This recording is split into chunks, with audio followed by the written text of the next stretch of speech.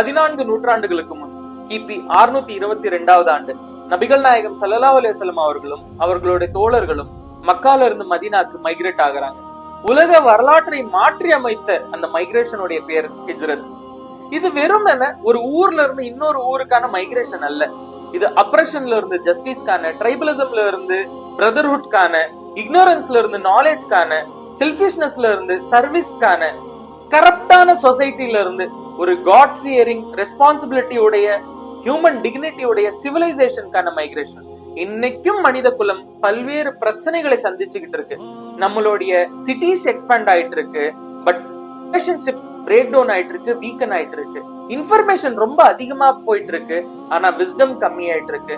Communication இன்ஸ்டன்டா நடக்குது, ஆனா understanding ரொம்ப ரொம்ப கம்மியா போயிட்டு இருக்கு.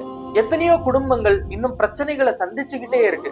எத்தனையோ குடும்பங்கள்ல கான்ஃபிளிக்ட் இருக்கு, நெக்லிஜென்ஸ் இருக்கு, ஐசோலேஷன் இருக்கு, எமோஷனலா டிஸ்கனெக்ட் ஆயிருக்காங்க. இப்படிப்பட்ட காலகட்டத்துல தி மாடர்ன் ஹிஜ்ரத் இந்த கேம்பெயின் நம்மை நாம மீளாய்வு செய்யக்கூடிய, நம்ம குடும்பங்களை வலுப்பெற செய்யக்கூடிய, மீண்டும் ஒரு உம்மத்தாக ஒன்றிணையக்கூடிய ஒரு மைக்ரேஷனுக்கான வேல்யூ பேஸ்ட் சிஸ்டமை உருவாக்குறதுக்கான ஒரு அழைப்பு. இது வெறும் வரலாற்றை பேசக்கூடிய ஒரு கேம்பெயின் அல்ல, இது வருங்காலத்தை தீர்மானிக்கக்கூடிய ஒரு கேம்பெயின்.